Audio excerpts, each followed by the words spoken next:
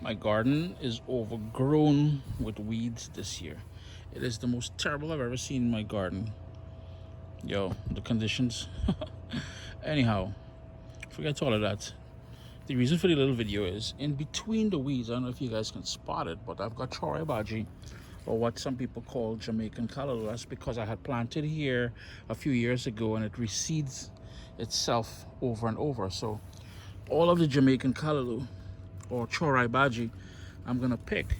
There's some here, there's some there, over here, all up in there. I'm gonna harvest it and we're gonna do a little quick recipe. Here, I totally forgot to show you all how to break down the Chorai Bhagi or Jamaican Callaloo that we harvested in the backyard. If you want a specific video showing you how to break it down, drop me a comment down below and I'll try to shoot a specific video for that. But basically all I did was, by the way, in the pot here on a medium-low heat, I have 2 tablespoons of olive oil. Yeah, pull out the old school Dutchy pot. This pot is about 31 years old. It's my first pot my mom sent for me to Canada. I can't remember, maybe my sister was back and forth or something, or one of my cousins, I'm not sure. But I've had this pot ever since then. I'll give you a story about this pot later on. But I don't know if you guys can see it here. All I did was, I'm only using the leaves, no stems. So I took all those leaves off, no flowers. I gave it a good wash. And then I rolled it up and I chopped it up into ribbons.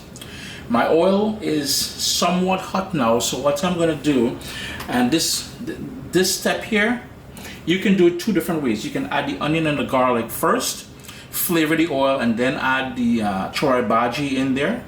I'm gonna flip between Chorai Bhagi and Jamaican Callaloo because worldwide people know it more as Jamaican Callaloo. In Trinidad and Tobago, where I'm from, we call it Chorai Bhagi or spinach.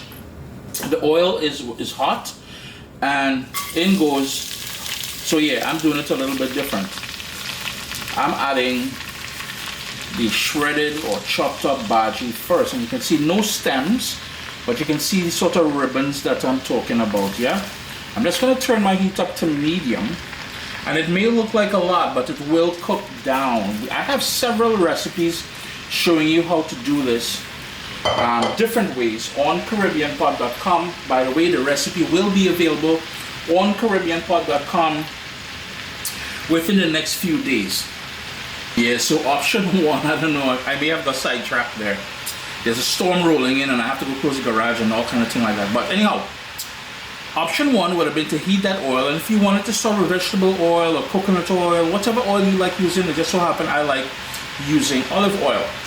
Add the onion, add the garlic, let that go on a low heat until it's nice and soft, and then you would add the bhagi to the pot. In my case here, I went bhagi first, in goes salt. Yeah? And full list of ingredients will be listed on CaribbeanPot.com pretty soon. Onion, yeah, my garlic, and I have a ton of garlic there. And when I say a ton of garlic, that's about 6 or 7 cloves of garlic. Yeah, all kind of ruction happening in the kitchen here. Black pepper, fresh ground. Yeah, I love me some fresh ground black pepper, yeah. But if you have the pre-ground stuff, go for it, add it. I will tell you. All we're gonna do now, my heat is on medium. I'm going to put the lid on there and let that sort of steam saute until it's nice and tender. Yeah, it will change color and thing, but that's normal. It will go a darker green. What I also like adding here is pure cream coconut or coconut cream. It is going to give it a lovely flavor. So next up, that is about 2 tablespoons of pure coconut cream. We're just going to hit that a stir, just to make sure everything is combined nicely. And my little story about this Dutchy pot, classic Caribbean pot. This has been in the fridge. The coconut cream has been in the fridge. That's why it's solid like that. It will be sold in a box, in case if you're wondering.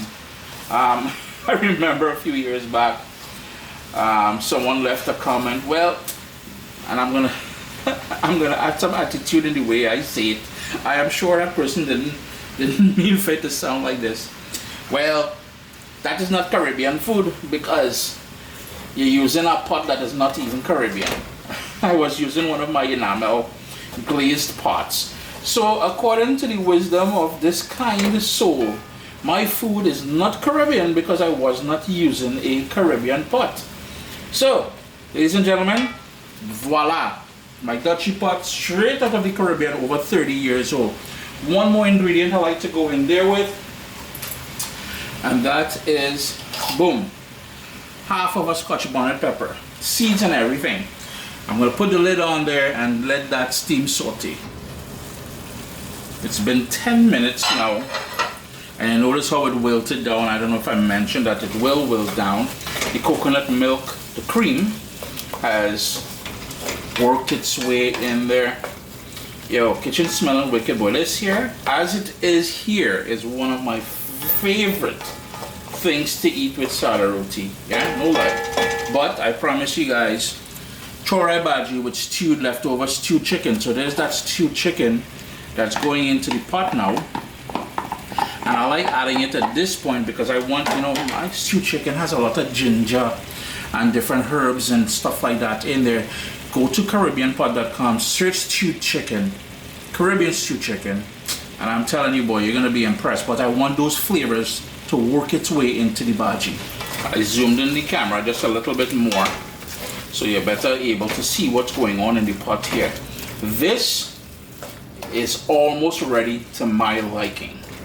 Some people, they cook it down even further, but we're trying to hit on other people's preferences. However, I will cook this with the lid on for another 5 minutes. Then we'll take the lid off and burn off any liquid on the bottom because I don't want that liquid in there. That liquid is doing anybody any flavors.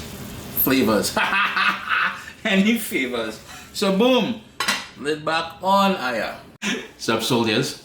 Listen, if you enjoy this recipe, I'd really appreciate it if you hit subscribe and click that bell notification thing.